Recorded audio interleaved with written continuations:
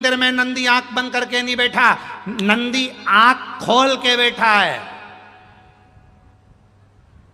टकटकी लगाकर बस आ बैठ मेरे पास तुझे, ना मैं कुछ ना तुम। बस सामने नंदी के महादेव है और महादेव के सामने नंदी है। एक दूसरे को देखते रहो।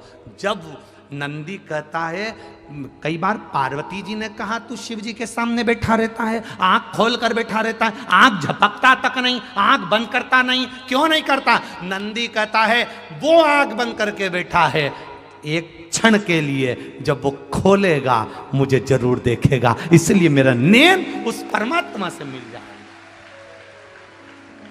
बाबा से मेरे नेत्र मिलना चाहिए, मैं शिव से नेत्र मिलाने के लिए बैठा हूं और किसी से।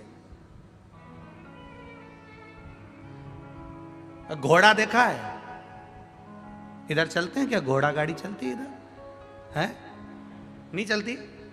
अच्छा, हमारे उधर चलती है। वो हमारे उधर घोड़े को ऐसे दो ऐसे पट्टे बांध देते हैं, देखा तुम लोगों ने?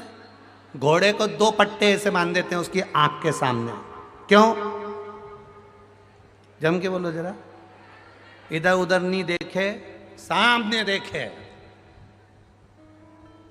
बस हमें भी भक्ति के दो पट्टे ऐसे लगा लेना चाहिए जिससे केवल हम महादेव को देखें, उसके सिवाय कुछ नहीं। और सरल भाषा में समझ जाओ, हवाई जहाज में उड़े हो? हवाई जहाज में सफर करा है? हवाई जहाज में सफर करा है तो वहां जैसे ही हवाई जहाज में ऊपर चढ़ के बैठो कुर्सी पे, इतनी देर में देवी जी आके बोलती हैं सीट बेल्ट लगा लो। बोलो, बोलती कि नहीं बोलती? अरे जम के तो बोलो। क्यों? सीट बेल्ट लगा कर बैठिए, बस अपनी सीट पर बैठिए, बेल्ट लगा लीजिए। जो हवाई जहाज चला रहा है उसको तुमने देखा है? जितने लोग अंदर सफर करते हैं, जो अंदर सफर कर रहे हैं, उनसे हवाई जहाज चलाने वाला मिलने आता है क्या? अरे बोलो, जम के बोलो। नहीं आता। केवल उसका नाम बोला जाता है, ये पायलट इतनी देर में, इतनी घड़ी में, ये पायलट इतनी दूर पहुंचा देंगे।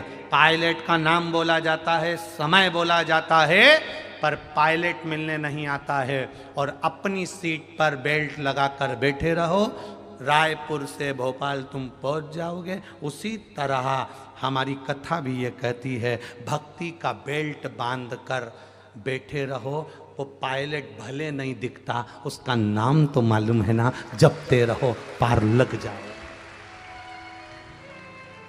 उसका नाम तो मालूम है ना, श्री शिवाय नमस्तुभ्यम। उसके नाम को जपते रहो, अपनी सीट पर बैठे रहो, भक्ति का बेल्ट बांध कर रखना। और उड़ान भरेगा, उड़ान भरेगा तब थोड़ा सा झटका लगेगा, उतरेगा तब झटका लगेगा। बचपन थोड़े झटके में निकल सकता है, जवानी जब ऊपर पहुंचते पहुंचते आराम से चलेगा तब वो भी हिलेगा तो लगेगा कि थोड़ा सा कहीं डोल रहा है। अवस्था युवानी की डोलती हुई नजर आएगी, पर जब वापिस नीचे आएगा थोड़ा सा झटका लगेगा। झटका उसी को लगेगा जिसने बेल्ट नहीं बांधा होगा, जिसने भक्ति के बेल्ट को बांध कर रखा होगा, उसको झटका भी नहीं लगेगा और चला जाएगा। कष्ट वो भोगे जिसने भक्ति ना करी हो, कष्ट वो भोगे जिसने भजन ना करा हो। जो कभी भगवान की भक्ति में नहीं डूबा, जो कभी भजन में नहीं गया, कभी स्मरण में नहीं गया, कभी एक लोटा जल शिव जी को चढ़ाने नहीं गया, कष्ट उसको भोगना पड़ता है। सांसारिक मनुष्य जो भगवत की भक्ति में लगे उसको नहीं। मैना, धन्या, कला तीनों निकल कर गई और सनकादि ऋषि की जंघा में चोट लगी। सनकादि ऋषियों की जंघा में चोट लगी। जब लगी तो इनमें मैना गई तो इनने कुछ नहीं कहा, धन्या गई तो कुछ नहीं कहा, कला गई तब लगा कि भाई बार बार लात मार रहे हो, बार बार अपमान कर रहे हो, ये कहाँ की बात? शिव महापुराण की कथा कहती है, एक बार जो बैठ गया, या तो पहले ऐसी व्यवस्था कर कर रखो कि घर के लोग यहाँ बैठेंगे तो वहाँ दूसरा नहीं बैठे कोई, और अगर कोई दूसरा बैठ गया है तो प्रयास करना कि उसको फिर हटाने का प्रयास ना करा जाए। वो बैठ गया तो बैठ गया ना, बहुत वो बैठ गया। अगर वो बैठ कर कथा भी सुनेगा ना, तुम्हारा चित्त इतना ना नहीं लग पाएगा, और उसने अगर तुम्हारी जगह पर बैठकर कथा भी सुन ली ना, तुम्हें कथा सुनने का पूरा पुण्य फल उसका प्राप्त हो जाएगा। बैठ गया ना, बैठ गया।